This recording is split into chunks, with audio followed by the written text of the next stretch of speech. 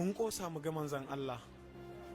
Na san cewa Allah yana kare shi, saboda haka ba abin da zai same shi, amma mun jima muna dakonsa. Komi na faruwa ne a lokacinsa.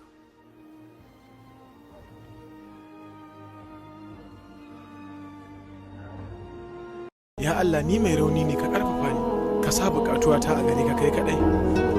Kai ne madogarar duk wani mara ƙarfi. Da taimakonka na dogara kuma da kai na yi tawakkali. Tsarinka nake nema daga duk wani azzalimi. Allah kai ne Ubangijina, kuma musulunci ne addinina, kuma Muhammad manzon Allah ne kuma annabinsa. Saurayi, za mu iya shayar da dabbobin mu a rijiyarka? Ku suwaye? Mu 'yan kabilar kuza ne.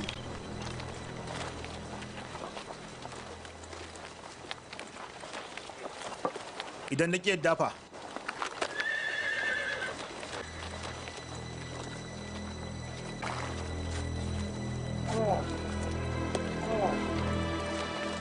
Sai mu juya ba husuma, tare da fatan za mu gamu da mutum mai karamci. Shi mutum mai karamci ta lumana yakan bayar da abin da ya hana ta husuma. Idan na gama shayar da raƙuma na, ina maraba da ku za ku iya kawo naku ku shayar da su. Ya suna saurayin mai karamci? Umar. Umar ɗan Kattab. Daga wani dangin kabilar Quraysh. To, har ka san ni ba Quraysh ne? Ai kamannin ba Quraysh ba ta buya. Daga dangin Adi. Mutane masu kirki da kamala. Yaya Umar, na yi farin ciki da zuwanka. Da fatan kina lafiya kanwata. Ina nan lafiya yaya. Sa'id kana lafiya? Ina nan lafiya. Kana nan ashe? Ka zaɓi wajen kanwarka da ɗan baffanka akan waje na. Ai ba mai mai gurbin Umar.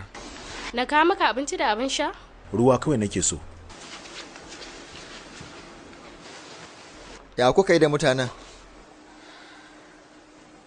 An samu manufa ɗaya amma hanyoyin cimma ta sun bambanta. Hakan ba zai wa Qurayshawa kyau ba. Idan dai har ya ɗore. Sannan ka warware mun kullun da ke harshe na domin mutane su fuskanci kalamaina. Ka naɗa min mataimaki daga ahalina, dan uwana Harun, ka karfafa ni daga gare shi, ka ba shi ikon taya ni da yadda a tare za mu koda zatinka. Sannan mu ambace ka a koda yaushe. Fatima, Sa'id, ni ne, Umar. Ke ki tsaya a nan kai taho. Bude mana. Duk sanda na so in je na Madina ta shabbaki, ai mun farin maki. Allah horon su wani sauti ne na je na fitowa daga nan wajen. Sautin da ka ji ba sautin komai bane face namu muna hira. Gare ni abin ba haka bane. Saboda ai na samu labarin cewa kun bar addinin mu kuma kun koma bin addinin Muhammad. Kar ka mun ƙarya. Umar, me zaka ce idan wani addinin da ba naka bane gaskiya? Ashe da gaske ne. Umar, Umar, Umar. Karabin min da miji mai kama karya. Umar! Kai makiyin Allah, shi ne kada ken da mijina don mun yarda da kaɗaicin Allah? Kai duk abin da kake ganin za ka iya. Na shaida babu Ubangiji face Allah, kuma na shaida Muhammad manzan Allah ne. Ƙwarai, mun karɓi musulunci duk daga ka.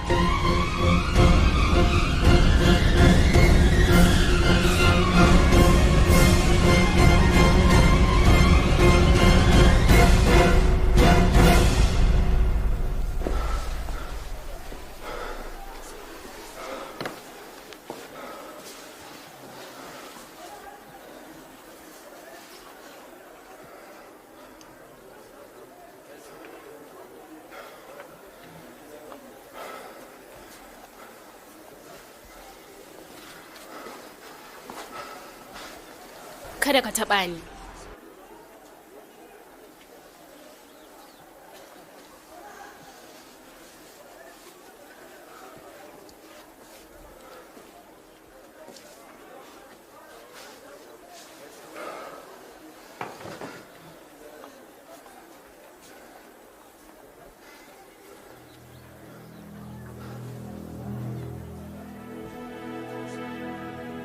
Wancan shine abin da kuke karantawar?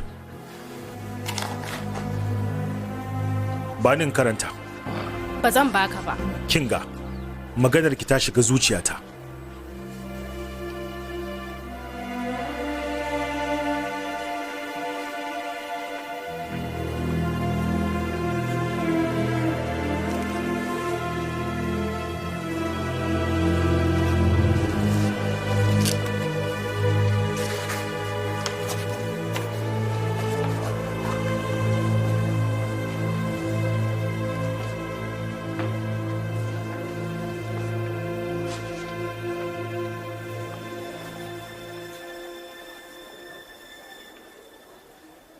Taha, ba mu sako maka da wannan ƙur'anin don mu janyo maka damuwa ba, sai dai shi gargaɗi ne ga masu tsoron Allah. Wahayi ne daga shi wanda ya halicci sammai da ƙasai, Ubangijin rahama wanda ya daidaita al'arshin zatinsa, shi ne mamallakin dukkan abin da ke cikin sammai da ƙasai da abin da ke tsakankani da kuma abin da ke ƙarƙashin ƙasa. Idan ka furta abu a bayyane to ka san shi ya san abin da yake sirri da kuma abin da yake ɓoyayye. Allahu babu wani abin bauta face shi.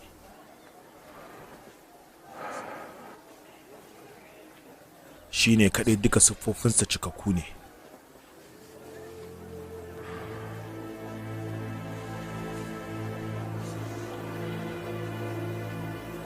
Wannan ne Qurayshawa ke gudu?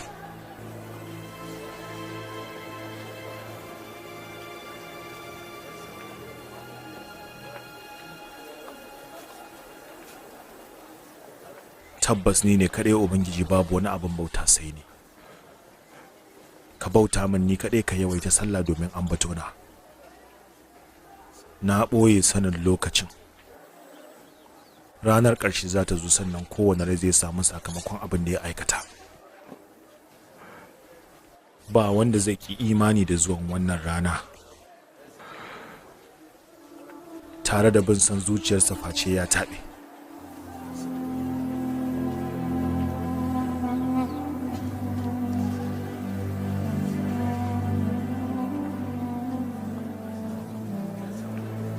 Duk wanda ya yi wannan maganar ya cancanci a bauta masa shi kadai.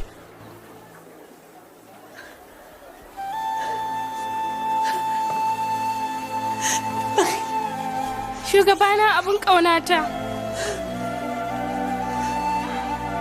Khabbab, kai ne kake karatu?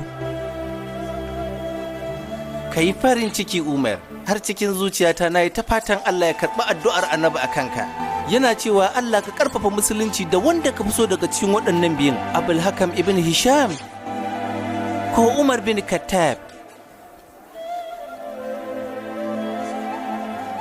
Da gaske ya faɗi haka? Tabbas wallahi ya faɗi haka.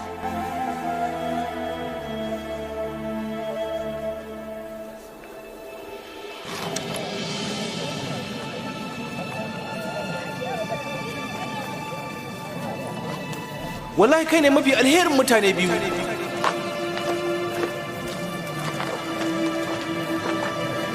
Na tabbatar addu'ar annabi kanka za ta faɗa.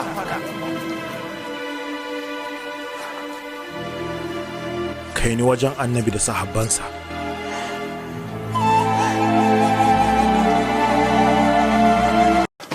Na ji manzon Allah tsira da amincin Allah su tabbata a gare shi yana cewa, na zo ne na kyautata kyawawan ɗabi'u.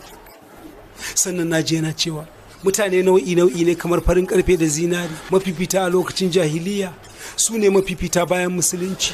Ni na san nau'inka, ingantaccen zinare ne.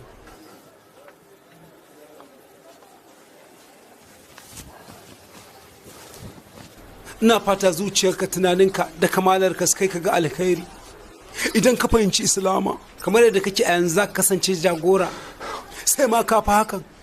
Mu kuma za mu bi ka, dukkanmu kuma mu bi manzon Allah sallallahu alaihi wasallam. Wannan maganar taka sak irin ta yaya na Zaid. Duk lokacin da yake so ne wani abu sai ya fara yabo na kamar yadda kai yanzu nan. Ni kuma magana ta yabo san ba ta tika da ƙasa. Idan kuna ganin zan taimake ku a cikin wannan yanayi, ku sake tunani. Na rantse ba abin da zan muku sai kun dawo hanya. Yadda magzumawa suka muku, ni ma haka zan yi wa duk dan adi da yayi irin abin da kuka.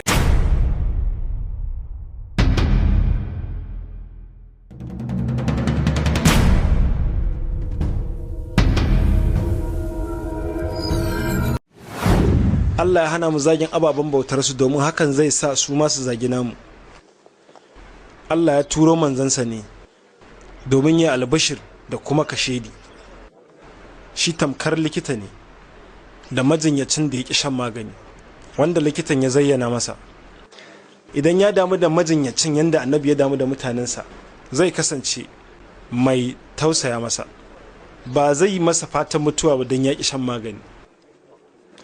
Na lura ina manzon Allah, ku kai ni wajen da yake. Me ke tafa da kai Umar? Kyakkyawan labari ga Bani Hashim. Yau Allah ya nufi wasu mutane da kalubalantar kudurin bara'a da ya ga takardarsa. Da gaske? Ka shaida? Kwarai, shi ma Abu Talib ya ji. Na riga shi zuwa nan ne domin na yi muku albishir. Ku kai ni wajen manzon Allah. Mun gode wa Allah. Mun gode wa Allah. Ku tashi daga iyakokinku ku koma gidajenku. Allah mai girma! Allah mai girma! Allah mai girma! Allah mai girma! Karɓi wannan sandar ka da ke da ita kamar yadda na dake ka. Ka yi abin da na gaya maka. Kar ka bani na je gaban Allah da wannan zunubin.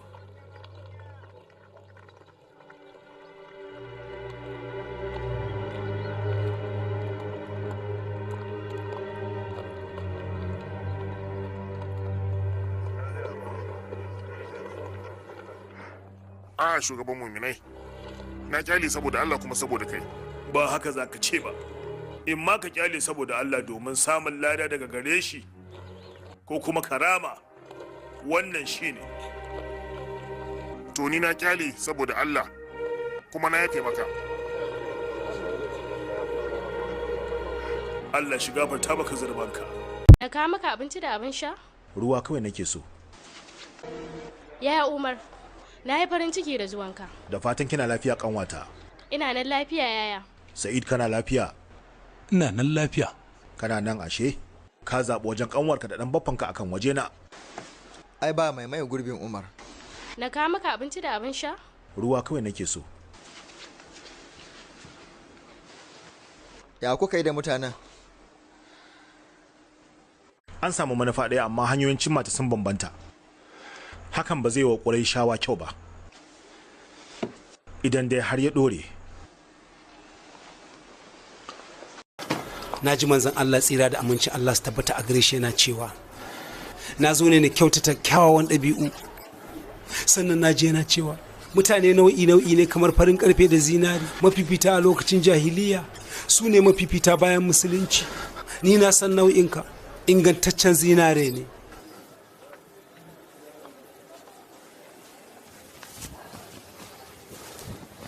Ina fata zuciyarka, tunaninka da kamalarka su kai ka ga alkhairi. Idan ka fahimci Islama kamar yadda kake a yanzu za ka kasance jagora, sai ma ka fa hakan.